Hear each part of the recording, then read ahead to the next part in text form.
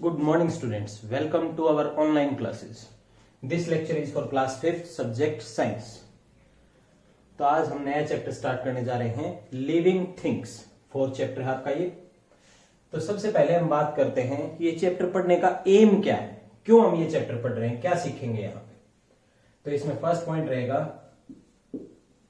M की। अगर मैं बात करूं common characteristics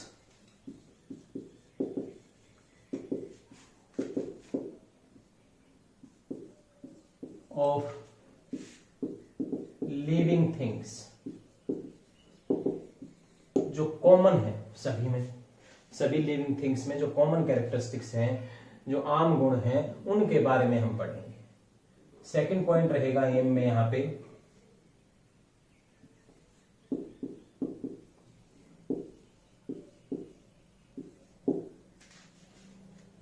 different living things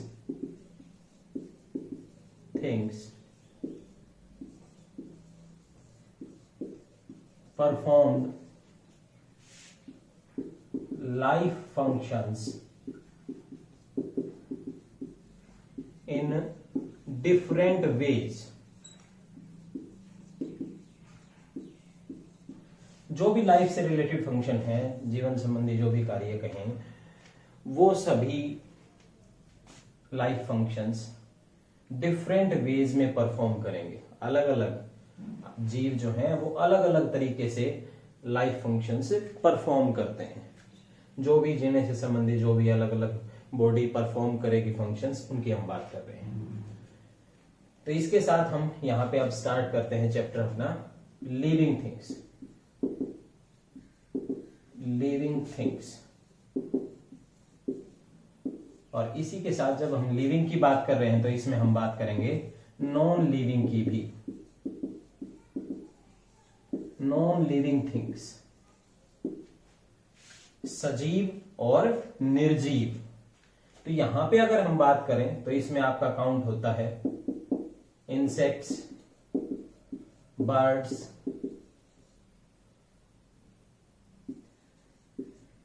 animals,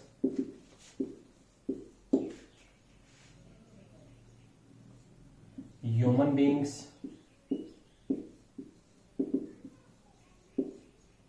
और प्लांट्स भी हम बात करें अगर लिविंग थिंग्स में ही काउंट होते हैं। कितने भी तरह के आपके इंसेक्ट्स हैं, कीट पतंगे, कीड़े वगैरह हैं, या किसी भी तरह के आपके बर्ड्स हैं, एनिमल्स जो हैं, या फिर इंसानों की हम बात करें या पौधों की बात करें, ये सभी लिविंग थिंग्स में काउंट होते हैं। अब यहां पे अगर मैं बात करूं नॉन लिविंग में, तो इसमें आ जाता है आपका रॉक्स, जो पिछले चैप्टर में हमने पढ़ा। चट्टाने जो है वो नॉन लिविंग में काउंट होंगी। इसके साथ में बात करूं टेबल जो आप घर में यूज करते हैं, वो प्लास्टिक की बात करूं अगर मैं, या वुड की भी बात करें, एक बार आपका अगर पौधा कट जाता है तो उसके बाद वो नॉन लिविंग में ही काउंट होगा। इसके साथ यहां पे अगर बात करें कार है, या फिर आपका मड है, ये सभी नॉन लिविंग थिंग्स में काउंट होंगे। अब बात आती है कि इनमें क्या डिफरेंसेस हैं लिविंग और नॉन लिविंग थिंग्स में। इनकी अगर मैं पहले बात कर लूं,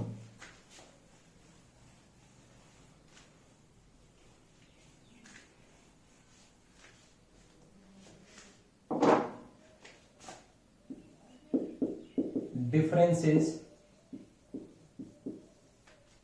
in living and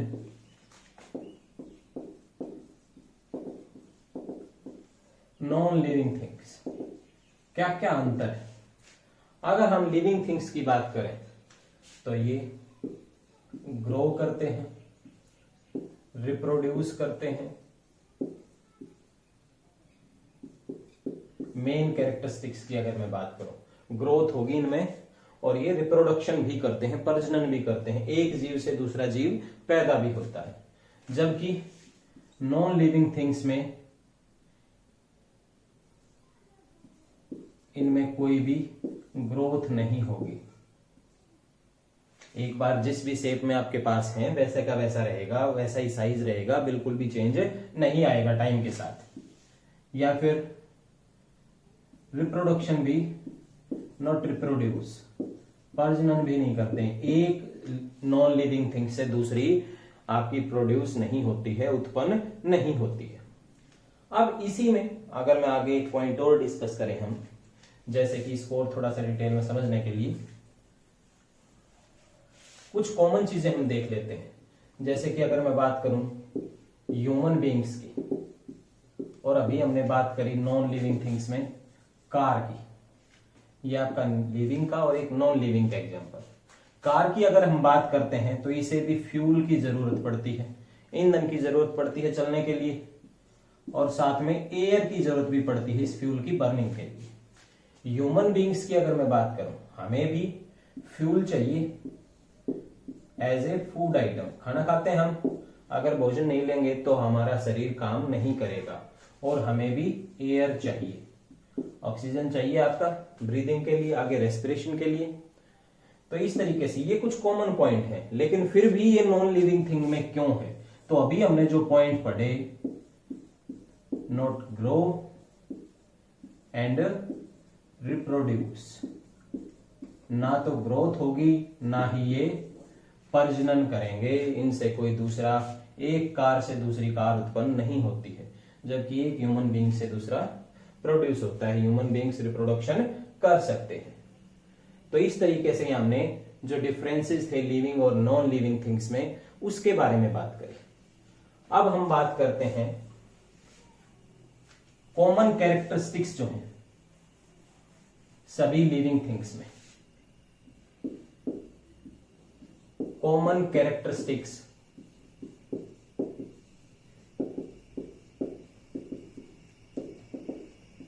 in all living things, common characteristics सभी लिविंग थिंग्स में।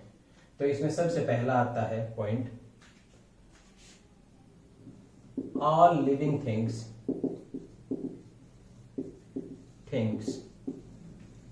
Are made up of cells. सभी जो जीवित जीव हैं, जीवित चीजें हैं, ये सेल्स से बने हैं, कोशिकाओं से बने हैं। सेल्स की अगर मैं बात करूं, इसका हिंदी में ट्रांसलेशन रहेगा कोशिकाएं। अब बात करते हैं कि सेल्स हैं क्या, किसे आप सेल कहेंगे, कोशिका कहेंगे। तो इसके लिए रहेगा स्मॉलेस्ट लिविंग पार्ट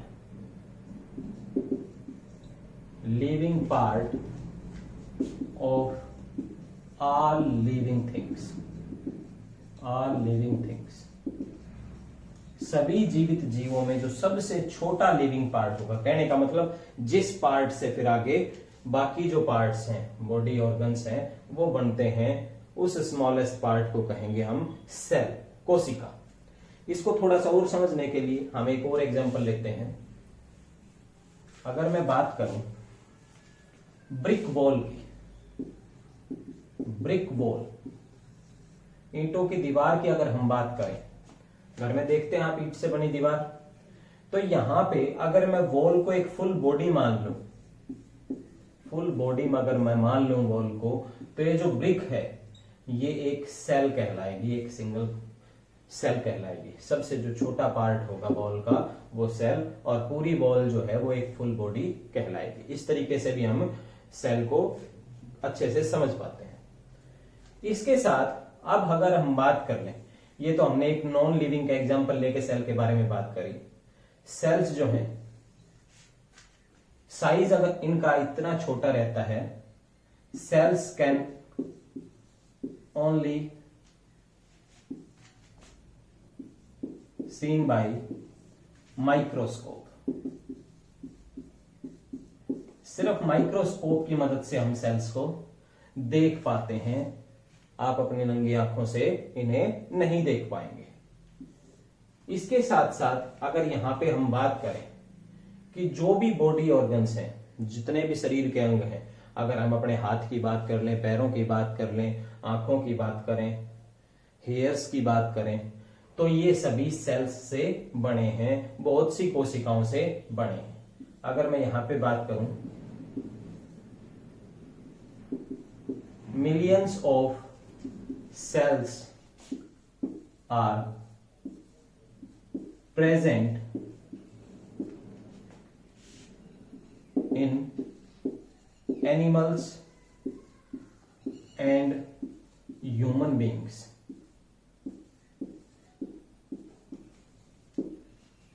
यहां पे अगर बात करें, लाखों सेल्स प्रेजेंट होती हैं इंसानों में और पशुओं में, पौधों में भी इसी तरीके से।